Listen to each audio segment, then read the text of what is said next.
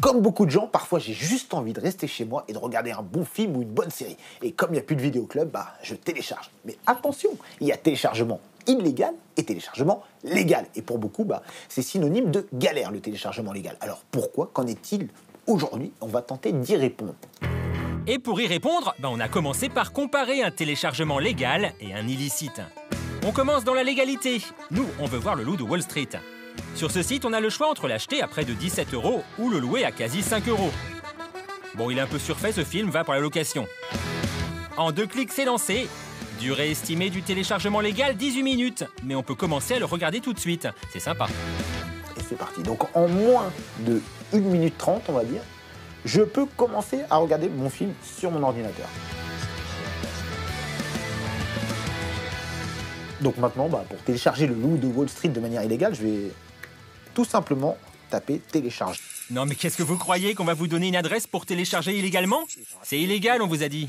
Je clique, ça télécharge, hop, et là, on voit 4 minutes à peu près pour pouvoir télécharger le fichier. 4 minutes, c'est rapide. Et c'est gratuit, donc c'est moins cher. En plus, là, c'est pas une location, on peut le garder, quoi. Ah, c'est pas mal, hein. Mais si, justement, c'est mal, c'est illégal. Bon, nous, on a juste fait ce test pour l'émission, mais attention, il paraît que le téléchargement illégal, certains le pratiquent. Donc bonjour. Est-ce que vous téléchargez? Oui. Illégalement? Oh, j'arrête pas. Oui, ça m'arrive, oui. Non, jamais. Jamais? Non, mais je le dis, j'assume. Ouais, je télécharge. Parce que c'est plus simple, ça évite de se déplacer dans le magasin. C'est trop cher. D'une, c'est gratuit. De deux, les risques sont limités. Avant qu'on vienne casser ma porte, comme il y a dans la publicité, il va falloir déjà qu'ils me trouvent. Ah, la jeunesse. Aujourd'hui, plus d'un jeune sur deux de 15-24 ans déclare télécharger illégalement. C'est moche. Et c'est d'abord de la musique qu'il pirate impunément. Faut dire que c'est par la musique que tout a commencé. Souvenez-vous, c'était à la fin du siècle dernier. Un site, Napster, propose de télécharger tout Metallica. Mais Metallica, ils sont pas d'accord avec Napster et l'attaquent. Seulement les fans de Metallica, ils sont pas d'accord avec Metallica. Ils soutiennent Napster. Ils trouvent qu'avoir tout Metallica gratuitement, c'est cool. Mais alors, pourquoi le téléchargement illégal a autant attiré les fans de musique? Tout simplement parce qu'il n'y a jamais eu vraiment de confort d'écoute. C'est-à-dire que les gens ont toujours écouté la musique un petit peu comme ils le souhaitaient. Et surtout, désormais, avec le téléchargement illégal, ils ont la possibilité, un accès gratuit, total, à un catalogue a priori infini. Un clic, on l'a, on est dans le métro, on l'écoute. Oui, mais ça, c'était avant. Car aujourd'hui, l'offre légale s'est développée, avec des sites comme Deezer, par exemple, ou Spotify. En un clic, vous avez votre morceau préféré. Oh, les pigeons détectives, c'est bien ça. Une offre légale gratuite en écoute limitée ou payante à 10 € par mois. Pour lutter contre le téléchargement illégal, c'est une bonne idée, non? C'est non seulement la bonne idée, mais surtout, à l'heure actuelle, c'est la seule idée. C'est-à-dire qu'on est dans un bouleversement de l'industrie, de l'industrie musicale, et on est pile entre les deux. C'est-à-dire que tout le monde sait, à part quelques patrons dans les majors, tout le monde sait que le CD est un format mort, destiné à disparaître. Voilà, les gros mastodontes ont du mal à évoluer avec leur temps, mais derrière, les petits jeunes comme Spotify, comme Deezer, savent très bien que c'est l'avenir. Le modèle n'est pas encore parfait, mais c'est celui-là qu'il faut pousser et c'est celui-là l'avenir. Alors, ces offres légales valent-elles toujours le coup? On a tenté l'expérience avec Nathanaël et JB, les monteurs de l'émission. JB, il est abonné à une offre de téléchargement légal. Nathanaël, lui, il télécharge illégalement. Enfin, on lui a demandé. Alors les garçons, moi j'aimerais bien écouter le dernier morceau de Damon Albarn. Chouette, c'est la légalité qui l'emporte. Une dizaine de secondes ont suffi. Maintenant un classique, Imagine, de John Lennon.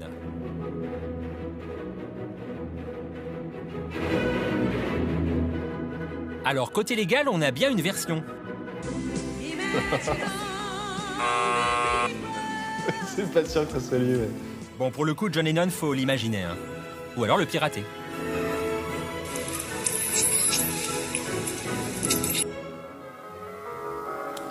Je l'ai. Bref, l'offre légale est plus rapide, mais moins complète. Tous les artistes n'y figurent pas forcément. En ce qui concerne la musique, on sait donc à quoi s'en tenir.